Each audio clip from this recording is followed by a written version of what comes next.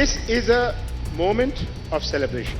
हम ये हैरान हैं कि किस बात का जश्न मना रहे हैं. Can anyone question the magnitude of the changes we have been able to bring about? The danger of excessive propaganda is that you buy your own propaganda. Next year, we will report to our people directly, seeking a renewed mandate. So whatever our critics may say, this is a moment of rejoicing for all of us. 22nd May, the United Progressive Alliance has completed 9 years. A long journey which they think is worth celebrating.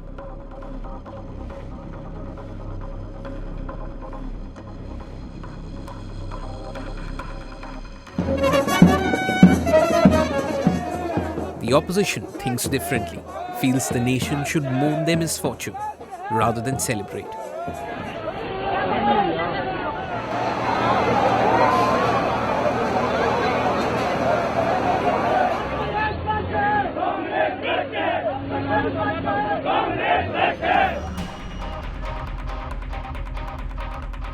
Back in Delhi, the temperature has crossed 46 degrees centigrade. The political temperature only higher. 11:30 a.m. Sushma Swaraj and Arun Jaitley address a press conference at 11 Ashoka Road, the party headquarters. मुझे दुख से कहना पड़ता है कि UPA में doctor Manmohan Singh prime minister तो हैं, लेकिन लीडर नहीं हैं. और लीडर ना वो अपनी पार्टी के हैं और ना वो देश के हैं. एक घोटाला थमता नहीं, दूसरा उजागर हो जाता है. और राशि माइंड बॉगलिंग. इतना भ्रष्टाचार पहले कभी किसी शासनकाल में नहीं हुआ, तो ये गलत नहीं होगा. इसलिए हम ये हैरान हैं कि ये किस बात का जश्न मना रहे हैं. आज 4 साल में ये जश्न मना रहे हैं, किस बात का जश्न मना रहे हैं. The Bharatiya Janata Party leaders did not even give the slightest possible chance for the Congress to stake claims for their 4th anniversary. Two of their senior most and fierce leaders, Sushma Swaraj and Arun Jaitley, came out and literally preempted what the Congress could have stated as their claims in their 4th anniversary and teared into this government, even prior to the festivities which could have started in the Congress in New Delhi.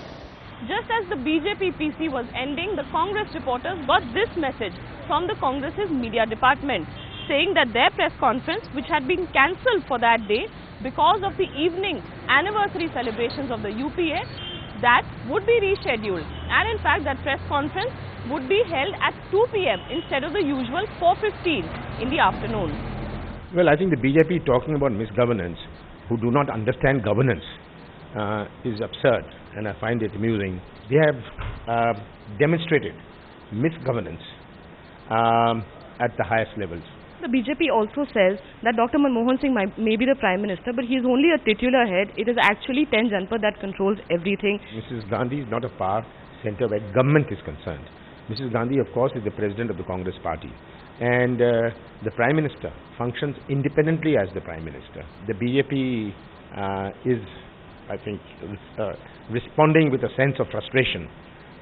Frustration to the setbacks they've had and the setbacks which are in the horizon. At Ajoy Bhavan, we caught up with CPI's tallest leader, A.B. Bardha. During UPA 1, the left front stopped the government from steamrolling its way through business. Something he's extremely proud of. In retrospect, what would you say? That was the right decision? After the first 2 or 2.5 years, the Congress ceased to follow it. Our differences had started right then.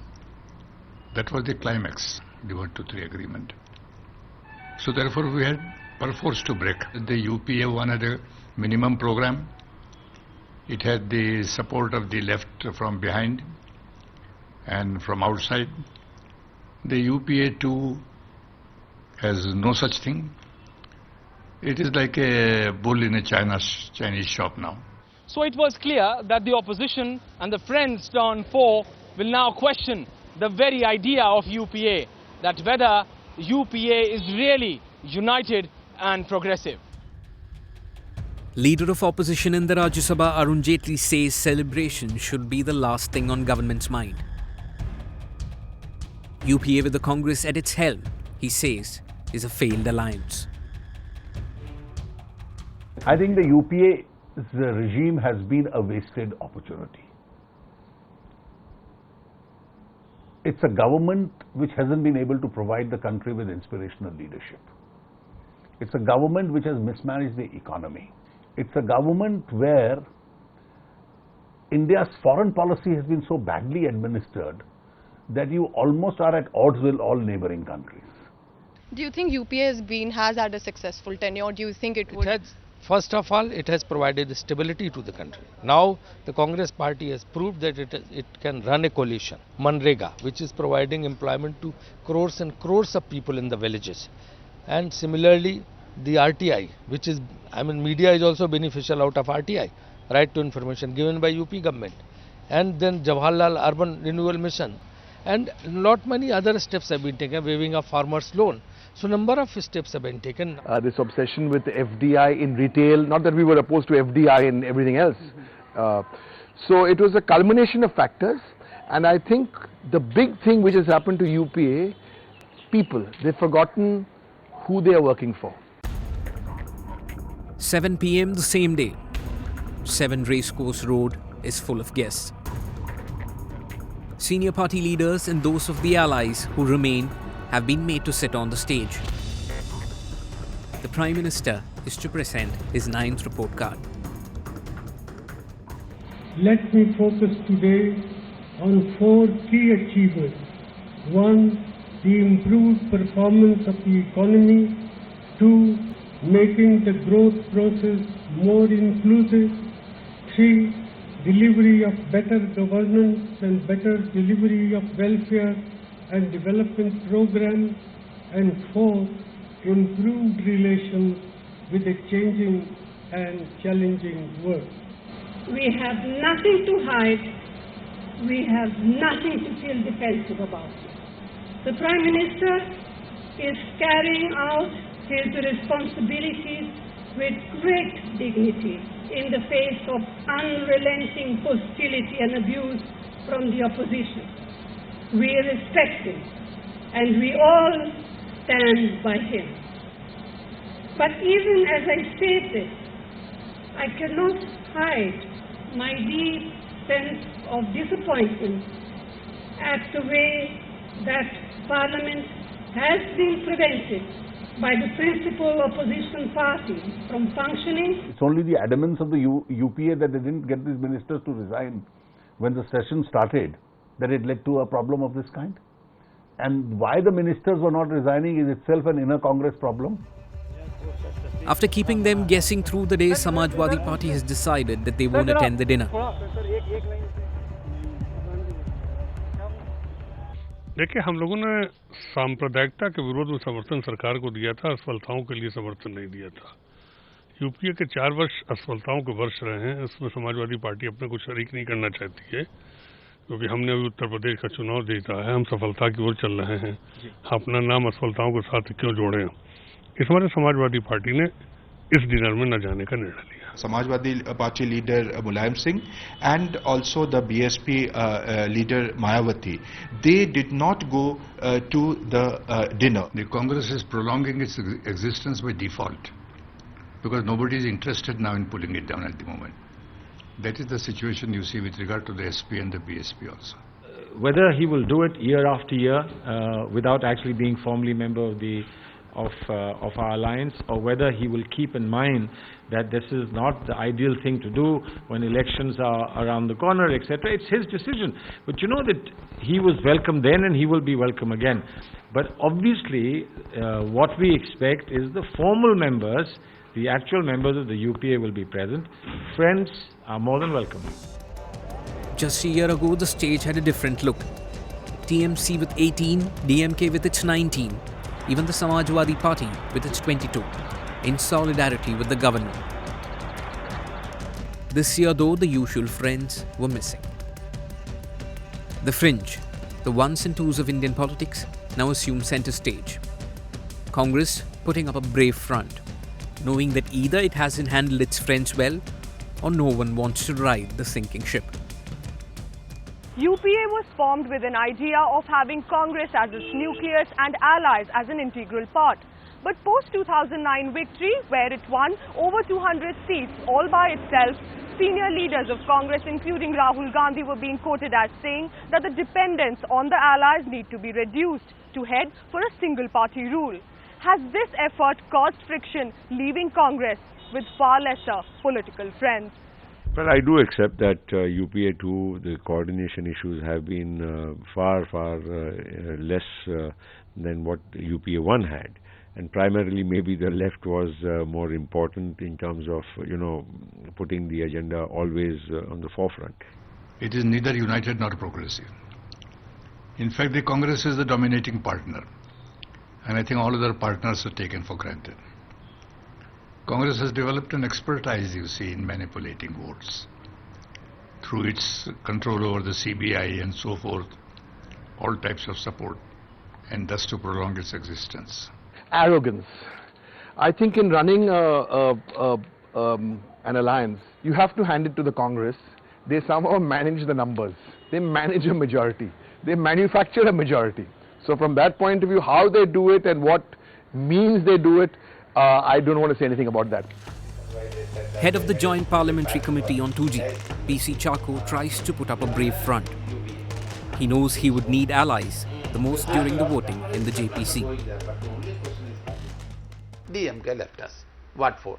We could not protect Raja. Raja was in jail. Naturally, they are unhappy. I was looking into the 2G scam.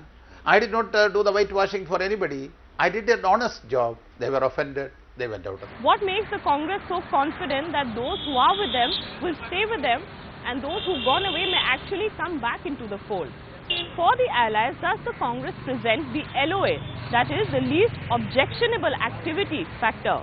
I think, Indian politics has got certain safety valves, because all the parties, because they are unhappy with Congress, cannot go to BJP.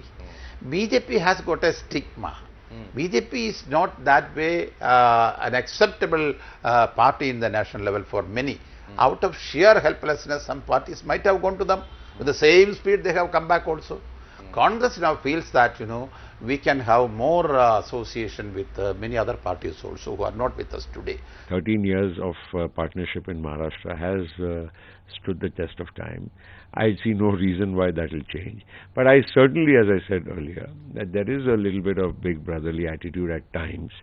We are also a political party which has its own space, and we will continue to, fight for our little space which we have under the sun. Neither the UPA nor the NDA will be able to come back to power because they have all broken, you see, with their allies. The Congress has neither any allies now, excepting those who are almost its, bonded labor. Same is the case with the NDA. I don't think anybody will come to them.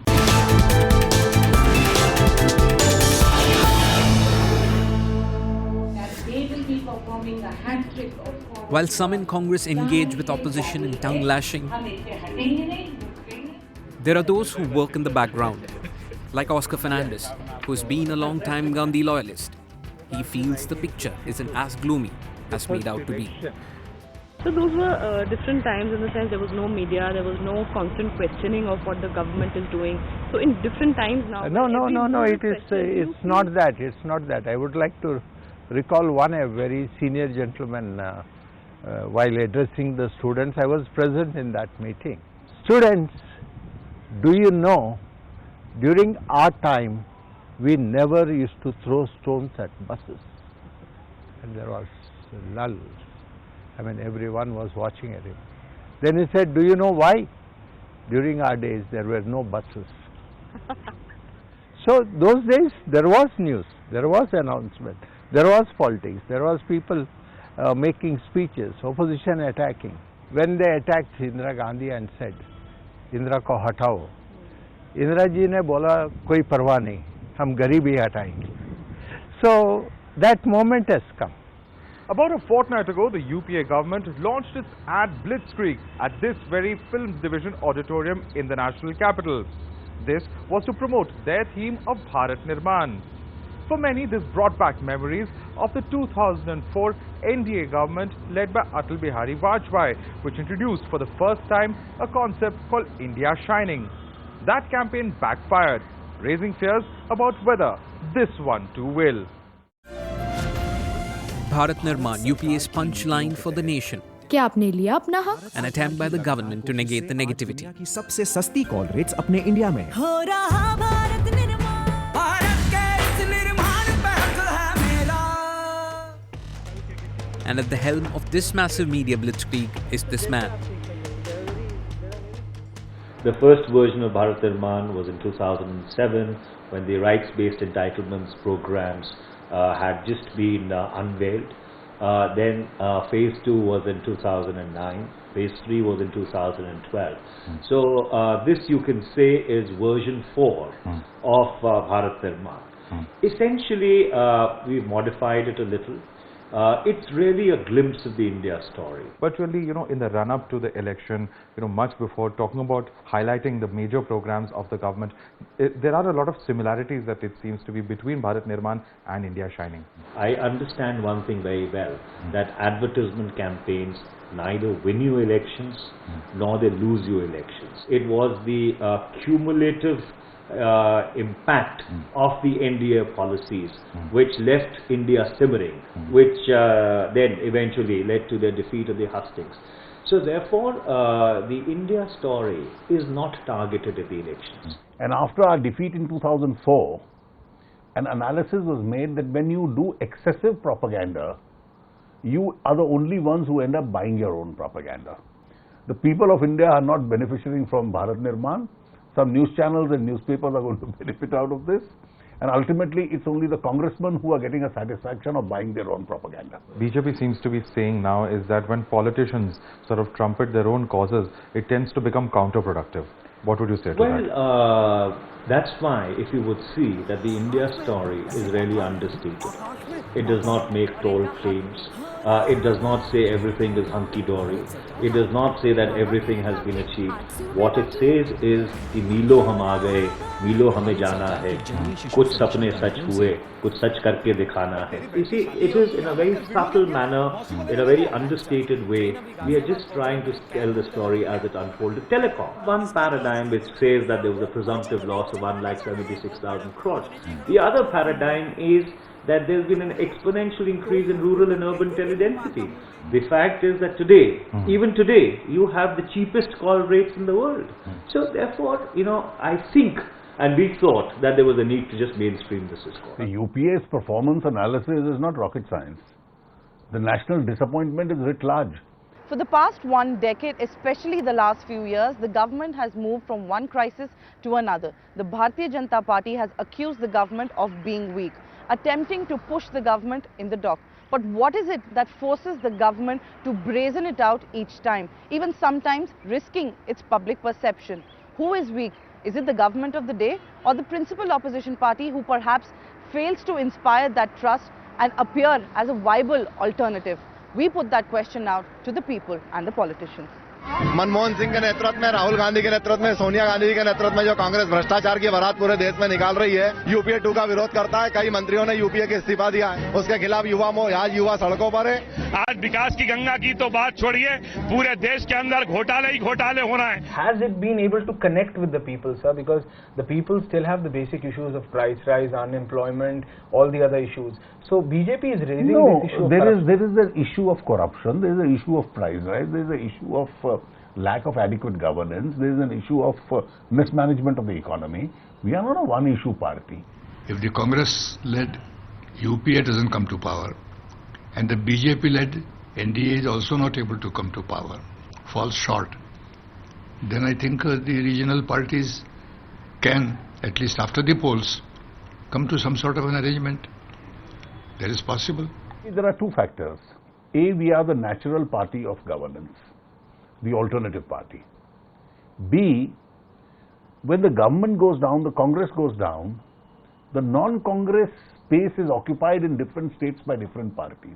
Time has come for the people of India to look at this clutch of, if you want to use the term, regional parties, will get together and they need to be given a chance. Sure, you would say it didn't work in the 90s, but I think this is the time to pump some fresh air into the system. It can't get any worse than this.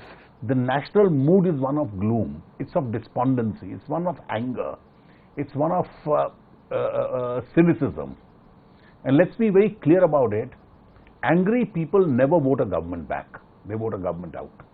And that's the direction in which this country is today moving.